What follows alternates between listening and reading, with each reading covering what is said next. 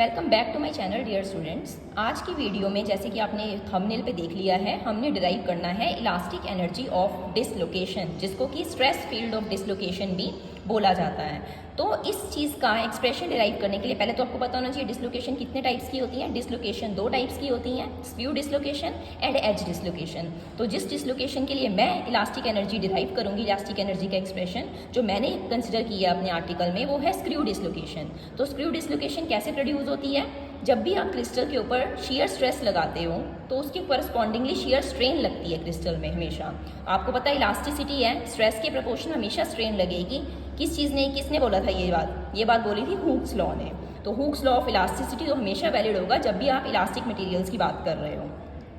तो मैंने एक सिलेंड्रिकल क्रिस्टल कंसिडर किया है यहाँ पर, ठीक है। देख लीजिए ध्यान से, डायग्राम में आपको दिखाई दे रहा है सिलेंड्रिकल क्रिस्टल है। जूम करके आप चेक कर सकते हैं वीडियो में डायग्राम को। सिलेंड्रिकल क्रिस्टल है जिसकी लेंथ है L और जिसका रेडियस था R, और B वेक्टर आपको दिखाई दे रहा है डायग्राम में। B क्या होता है, जो लोग इस टॉपिक से वाकिफ़ हैं उनको पता है कि हम B लेते हैं बर्गर वेक्टर को, और बर्गर वेक्टर बेसिकली बताता है कि आपका क्रिस्टल कितना डिफॉर्म हो रहा है। तो अगर हम पैरेलल डिफॉर्मिंग फोर्स लगा रहे हैं तो मेरा बी वेक्टर जो है वो स्क्रू डिसलोकेशंस प्रोड्यूस कर रहा है क्रिस्टल के अंदर। देखिए ये पोर्शन ऊपर नीचे हो रहे हैं तो ये स्क्रू डिसलोकेशंस प्रोड्यूस कर रहा है यहाँ पर क्रिस्टल के अंदर। तो अब सबसे पहले अगर मुझे एनर्जी डिराइव करनी है, एनर्जी का एक्सप्रेशन आपको पता होना चाहिए। एनर्जी, इलास्टिक एनर्जी का एक्सप्रेशन होता है हाफ स्ट्रेस इनटू स्ट्रेन। तो अगर मुझे स्ट्रेस और स्ट्रेन पता हो तो मैं दोनों की वैल्यूज़ यहाँ डाल दूँ तो मेरा तो elastic energy per unit volume आराम से डिराइव हो जाएगा। तो देखते हैं आप इन दोनों चीज़ों की क्या क्या वैल्यूज़ हैं। तो सबसे पहली चीज़ ये अंडरस्टूड है कि जब आप शेयर स्ट्रेन लगाएंगे किसी भी क्रिस्टल के ऊपर तो जो स्ट्रेन प्रोड्यूस होगी गामा, जो इसका एक्सप्रेशन होगा, वो स्ट्रेन कैसे डिफाइन करते हैं? Change in length over original length. तो लेंथ में चेंज किस वजह से आ रहा है? क्या लेंथ चेंज हो रही है? बर्गर वेक्टर के मैग्नीट्यूड जितनी। बी ना होता तो क्रिस्टल हमारा परफेक्ट था, कोई डिफॉर्मेशन नहीं थी। लेकिन जैसे ही आपके क्रिस्टल के अंदर बर्गर वेक्टर बी से स्क्यू डिसलोकेशन बनी तो बी अमाउंट का वहाँ पर चेंज इन लेंथ हो गया। अगर बी ना होता तो ओरिजिनल लेंथ तो 2πr ही रहती, सर्कमफ्रेंस की जितनी ही लेंथ रहती यहाँ पर 2πr। तो स्ट्रेन हमने डिफाइन कर दी change in length over original length. Change in length is Burgers vector B and original length is circumference of the circle. जो रेडियस का ये आपका सिलेंड्रिकल पोर्शन का सर्कमफ्रेंस है 2πr। देखिए अब elastic energy per unit volume के अंदर हमने स्ट्रेस स्ट्रेन डिराइव कर दी है। अब स्ट्रेस देखते हैं। हुक्स लॉ इलास्टिसिटी का अगर वैलिड है तो हमेशा स्ट्रेस प्रोपोर्शनल होगी स्ट्रेन के, और जो कांस्टेंट ऑफ प्रोपोर्शनैलिटी है वो अलग अलग जैसी आप स्ट्रेस लगाते हो वैसी वैसी उसकी वैल्यू होती है स्ट्रेन के लिए। इस टाइम पे जो स्ट्रेस लग रही है that is my shear stress. तो ये जो कांस्टेंट ऑफ प्रोपोर्शनैलिटी यहाँ पर आपको मिलेगा उसको बोलते हैं elastic share modulus. Modulus of rigidity भी होता है, मॉड्यूलस ऑफ इलास्टिसिटी भी होते हैं, यंग्स मॉड्यूलस भी है। बहुत सारे मॉड्यूलस हैं हमारे पास अलग अलग टाइप के अकॉर्डिंग टू द स्ट्रेस जो आप लगा रहे हो। यहाँ पर मैं अपने गामा की वैल्यू यूज़ कर लेती हूँ, ये जो मुझे ऑलरेडी पता है स्ट्रेन कितनी प्रोड्यूस होगी ऐसे क्रिस्टल के अंदर। तो मेरा जो स्ट्रेस है, स्ट्रेस की वैल्यू में मैंने गामा की वैल्यू फिल की and stress comes out to be this. Stress भी आ गई, ठीक है, और स्ट्रेन हमें ऑलरेडी पता थी, स्ट्रेन भी पता थी। अब मैं इस दोनों वैल्यूज़ को यहाँ पर फिल कर देती हूँ तो मेरा elastic energy per unit volume का एक्सप्रेशन जो दिखाई देगा, देखिए वो इतना हो जाएगा half this is my stress, this is my strain. यहाँ तक का आई थिंक सबको समझ में आ गया होगा, किसी को कोई डाउट नहीं होगा इस चीज़ के अंदर। तो अगर किसी को कोई डाउट आता है तो कमेंट सेक्शन में मुझे पूछ सकता है। तो dV/dV की वैल्यू मैंने यहाँ कंबाइन कर ली, जो फैक्टर्स कॉमन थे उनको कलेक्ट कर लिया। अब यहाँ से मैं dE की वैल्यू निकाल रही हूँ, सिंपल मैथमेटिक्स है, dV इज गोइंग हियर। तो अब हम देखिए किसी भी चीज़ की जब डिफरेंशियल वैल्यू पता लग जाए, टोटल वैल्यू के लिए उसको इंटीग्रेट करना पड़ता है। पहले मैं यहाँ पर volume of the annular ring डाल देती हूँ। आपको पता है volume of the annular ring क्या होती है? 2πrl dr क्या होती है? dV की जगह मैंने dV की वैल्यू एनर्जी के एक्सप्रेशन में फिल कर दी तो मेरा dE तो बन गया इतना। चलिए अब देखते हैं कि total energy, elastic energy find करने के लिए मुझे एक्सप्रेशन को इंटीग्रेट करना पड़ेगा। जब भी आप एक्सप्रेशन को इंटीग्रेट करोगे आपको लिमिट्स ऑफ इंटीग्रेशन कुछ तो लेनी चाहिए। हमने यहाँ पर मान लिया हमारी लोअर लिमिट है R0 और जो फाइनल लिमिट है, अपर लिमिट है, वो R तक जा रही है। तो मैंने इस एक्सप्रेशन को किया इंटीग्रेट। अब आपको पता है यहाँ पर एवरीथिंग इज कांस्टेंट, सब कुछ बाहर आ जाएगा, लेकिन सिर्फ जो वेरी कर रहा है वेरिएबल दैट इज dr के रिस्पेक्ट में r की ही इंटीग्रेशन होगी। नेचुरल लॉग ऑफ r आपके पास मिल जाएगा, limits upper limit lower limit में पुट कर देती हूँ, साथ में एक कांस्टेंट ऑफ इंटीग्रेशन ले लेते हैं, क्योंकि लिमिट्स बिल्कुल करेक्टली डिफाइंड नहीं है। या तो फाइनाइट लिमिट्स होती तब तो मैं ई नॉट को यानी कांस्टेंट ऑफ इंटीग्रेशन को इंट्रोड्यूस ना करती, लेकिन हमारे पास फाइनाइट लिमिट्स नहीं है तो हम इसलिए कांस्टेंट ऑफ इंटीग्रेशन को यहाँ पर इंट्रोड्यूस कर देते हैं। तो हमारा ई फाइनली निकल कर आता है इतना। अगर अब कांस्टेंट ऑफ इंटीग्रेशन को मैं यहाँ निगलेक्ट कर दूँ, क्योंकि इसकी ज़रूरत हमें पड़ेगी नहीं, ये भी एक कांस्टेंट ऑफ इंटीग्रेशन का कांस्टेंट टर्म निकल कर आ रही है, जिसको आप एडिशन करो सब्ट्रैक्शन करो, उसका मेन रोल नहीं है। मेन रोल है कि फिजिक्स क्या है इस एक्सप्रेशन के पीछे, किन चीज़ों के ऊपर आपकी इलास्टिक एनर्जी डिपेंड करने वाली है।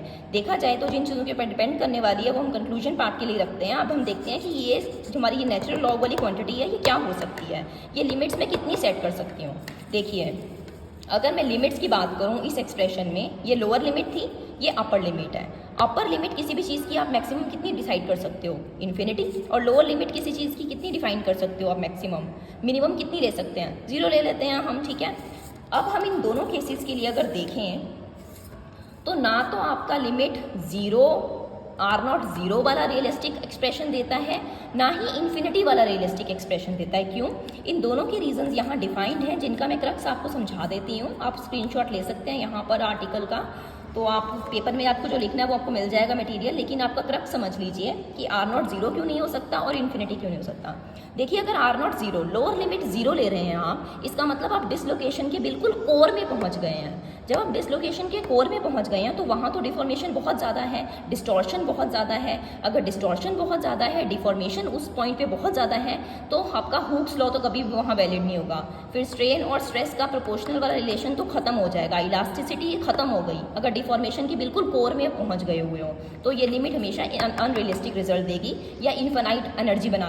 दूसरी वैल्यू है R इन्फिनिटी, ये भी अनरियलिस्टिक रिजल्ट देने वाली आपको इनफाइनाइट बना देगी ये उस इंटेग्रल को। क्यों? क्योंकि जो आपकी स्ट्रेन फील्ड है एक डिसलोकेशन की, वो दूसरी डिसलोकेशंस को कैंसिल कर देगी। किस वजह से?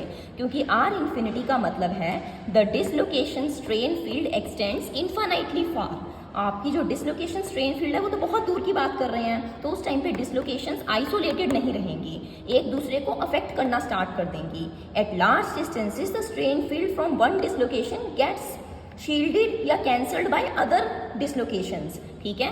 तो ये कैंसलेशन इफेक्ट की वजह से तो फिर से आपको कोई डिफॉर्मेशन का कोई यूज़ ही नहीं होगा, इलास्टिक एनर्जी ही नहीं मिलेगी वहाँ पर। तो अब क्या किया जाए? ना 0 ले सकते हैं ना इन्फिनिटी ले सकते हैं लिमिट्स को।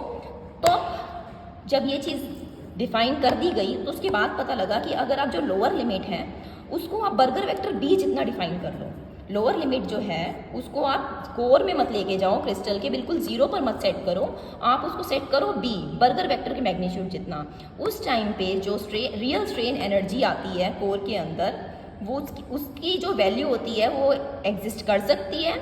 और हम E0 जो हमने कांस्टेंट ऑफ इंटीग्रेशन दिया था, देखो यहाँ पर भी उसको बोल रहे हैं it is only a small fraction of the total energy, इसको आप निगलेक्ट कर सकते हो। तो हम बेसिकली जब R0 को B ले लेते हैं उस टाइम पे जो ये इंटीग्रेशन के लिए करते वक्त जो हमारे पास नेचुरल लॉग वाली वैल्यू आई थी, इसको आप 4 पाई कंसिडर कर सकते हो। यानी आज की तारीख में, मैं सिंपल वर्ड्स में कहूँ, आज की तारीख में जो इस वैल्यू की अडॉप्टेड वर्जन हमारे पास मौजूद है दैट इज़ 4 पाई।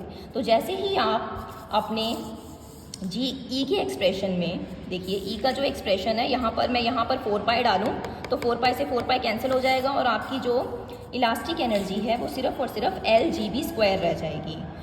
तो ये हमने पूरा तामझाम किया इस एक्सप्रेशन को डिराइव करने के लिए। क्या एक्सप्रेशन है ये? Elastic energy of a dislocation. कोई भी डिसलोकेशन है उसकी इलास्टिक एनर्जी कितनी होगी। अब कंक्लूजन्स क्या ड्रॉ होते हैं इसको करने से?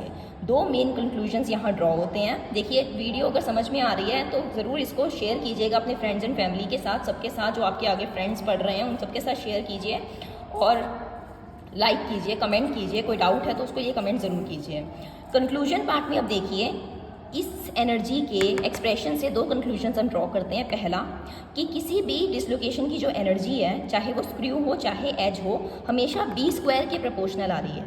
मतलब जितना कम बर्गर वेक्टर रखोगे उतनी ही कम आपकी एनर्जी आएगी। जितनी कम एनर्जी होगी इसका मतलब क्रिस्टल उतना ही ज़्यादा स्टेबल होगा। B कम चाहिए हमें तो क्रिस्टल स्टेबल होगा आपका, और वो स्टेबल कब होगा? जब अल्टीमेटली क्लोजली पैक्ड क्रिस्टल होगा आपके पास। उस टाइम पे आपका बर्गर वेक्टर का इन्फ्लुएंस बहुत ही कम है। जब क्लोजली पैक्ड एटम्स होंगे तो बर्गर वेक्टर का इन्फ्लुएंस बहुत ही कम होगा, डिफॉर्मेशन बहुत ही कम होगी, तो एनर्जी भी आपकी कम होगी। तो स्ट्रेस फील्ड की एनर्जी डायरेक्टली प्रोपोर्शनल है बी स्क्वायर के। बी ज़्यादा होगा तो डिफॉर्मेशन ज़्यादा होगी, तो इलास्टिक एनर्जी की वैल्यू भी ऑटोमेटिकली ज़्यादा आएगी।